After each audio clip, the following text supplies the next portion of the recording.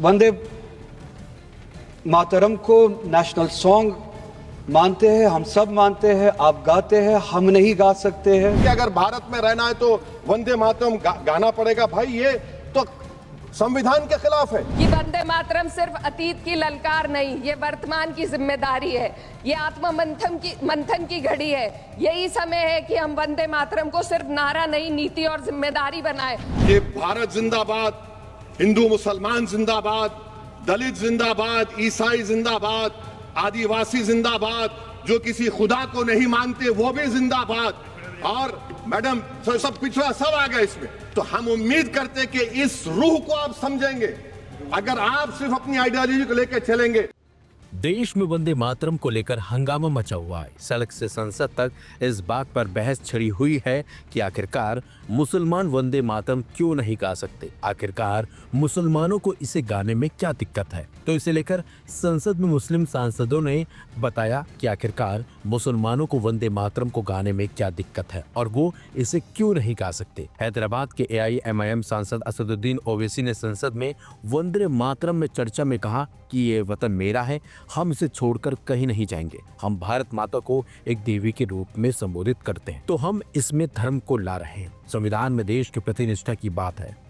ओवैसी ने मुसलमानों के वंदे मातरम न गाने की वजह समझाते हुए कहा कि हम अपनी माँ की इबादत नहीं करते, हम कुरान की भी इबादत नहीं करते और इस्लाम में अल्लाह के सिवा कोई खुदा नहीं। वतन मेरा है और हम इसे छोड़कर नहीं जाएंगे। वफादारी का सर्टिफिकेट हमसे मत लीजिए।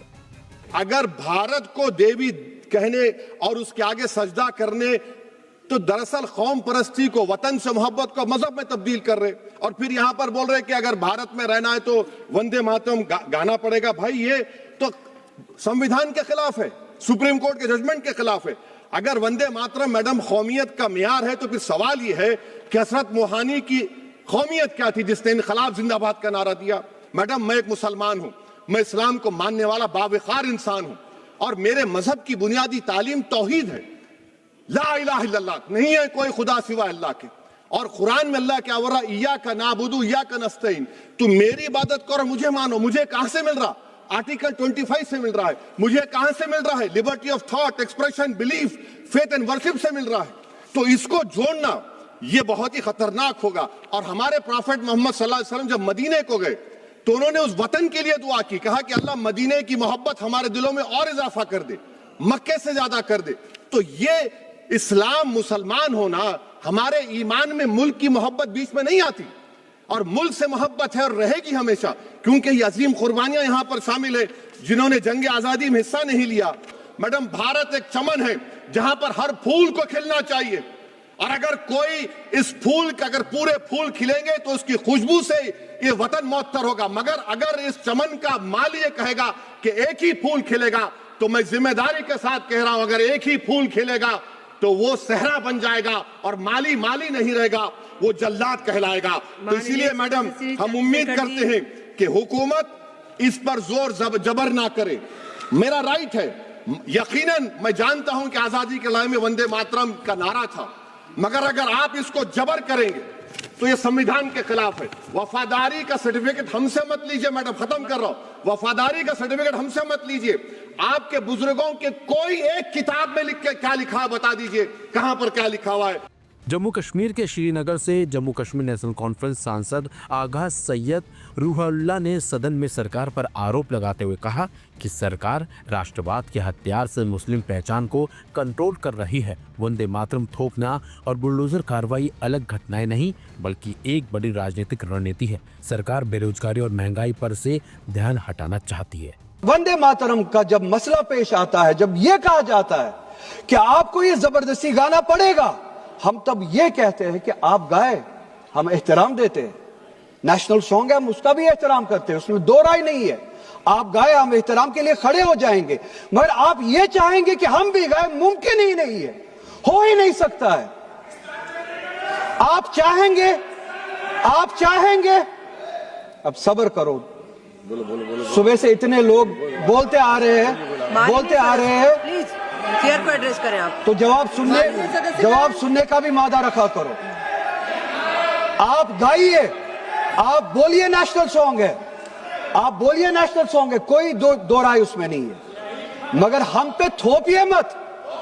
कॉन्स्टिट्यूशन इस चीज की हमें आजादी देता है और आप खुद कहते हैं कि वंदे मातरम गाने की ईजाद ही आजादी के लिए हुआ बेशक हो। आजादी किस चीज के लिए?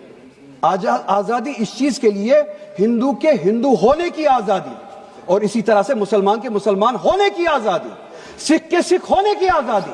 और वो आजादी आप मुझसे छीन नहीं सकते हैं, किसी भी नाम पे नहीं छीन सकते, किसी भी दबाव में नहीं छीन सकते, किसी भी सिख से उसके मजहब की आजादी नहीं छीन सकते, किसी भी हिंदू से उसकी मजहब की आजादी नहीं छीन सकते, और किसी भी मुसलमान से उसके मुसलमान होने की आजादी नहीं छीन सकते। कोई भी दबाव मुझे मजबूर नहीं कर सकता है। आप गाइए और हमें वो आजादी दे दीजिए। ये मजहबी आजादी मुझे आपसे दूर नहीं करता।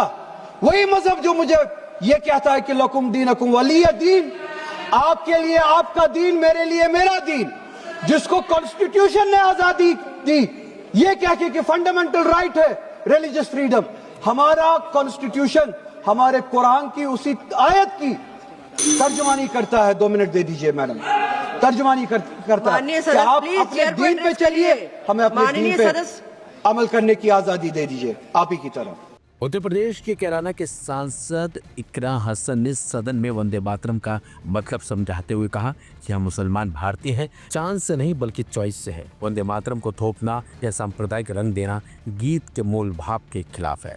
वर्ष 1998 में उत्तर प्रदेश सरकार के मंत्री रविंदर शुक्ला जी ने स्कूलों में राष्ट्रगीत को गाना अनिवार्य कर दिया था, लेकिन तब के तत्कालीन प्रधानमंत्री अटल बिहारी वाजपेयी जी ने, जो उस समय लखनऊ के दौरे पर थे, उत्तर प्रदेश सरकार के इस फैसले पर नाराजगी जताई और यूपी सरकार ने राष्ट्रगीत को अनिवार्य करने वाले मंत्री को बर्खास्त कर दिया था।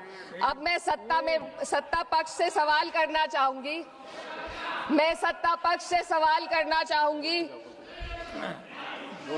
बोलने दीजिए। मैं सत्ता पक्ष से सवाल करना चाहूंगी कि जो विजन आजादी के समय के लोगों का था राष्ट्रगीत को स्वेच्छा पर छोड़ने का, उसी का अनुसरण माननीय अटल बिहारी वाजपेयी जी ने किया, तो क्या वे भी मुस्लिम तुष्टीकरण कर रहे थे? जी नहीं, अटल बिहारी वाजपेयी जी राजधर्म निभा रहे थे। देश में सब धर्मों को एक साथ लाना, सबके जज्बात का एहसास करना ही सबसे बड़ा राष्ट्रवाद है। माननीय अध्यक्ष महोदय, आज हमें वंदे मातरम के असली भाव को समझना जरूरी है। वही बारामूला से सांसद इंजीनियर राशिद ने वंदे मातरम पर चर्चा में कहा कि देश ने कभी हमें अपना नहीं माना। उन्होंने अपनी राष्ट्रीय भूमि जम्मू कश्मीर को सलाम किया और कहा, मैं सलाम करता हूं अपनी मातृभूमि को, जिसके लिए मोदी और नेहरू ने बड़े बड़े वादे किए लेकिन पूरा नहीं किया। मैं सलाम करता हूं उस जम्मू कश्मीर की धरती को जिसको 1947 में खूनी लकीर के जरिए 2 टुकड़ों में तकसीम कर दिया गया। मैं सलाम पेश करता हूं अपनी मातृभूमि को जिसके साथ मोहतरम जवाहरलाल नेहरू से लेकर नरेंद्र मोदी जी तक ने बहुत बड़े वादे किए, लेकिन एक भी वादा पूरा नहीं किया। मैं सर सलाम करता हूं उस जम्मू कश्मीर की धरती को जिससे 5 अगस्त 2019 को इस सरकार ने सब कुछ छीन लिया, स्टेट के 2 हिस्से कर दिए, 370 छीना, 35 से छीना। मैं सलाम करता हूं उस धरती को जहां से मेरे कश्मीरी पंडित भाइयों को 1990 में एक साजिश के तहत वहां से निकाल दिया गया। तो इस जमीयत उलेमा ए हिंद के मौलाना अरशद मदनी के बयान ने तो घमासान मचा दिया है। दरअसल उन्होंने कहा कि मुसलमानों को मर जाना स्वीकार है, लेकिन शिर्क नहीं, वतन से मोहब्बत अलग और उसकी पूजा अलग है। तो यानी कि सांसदों ने साफ साफ बताया कि आखिरकार मुसलमान वंदे मातरम की इज्जत तो करता है, लेकिन गा क्यों नहीं सकता।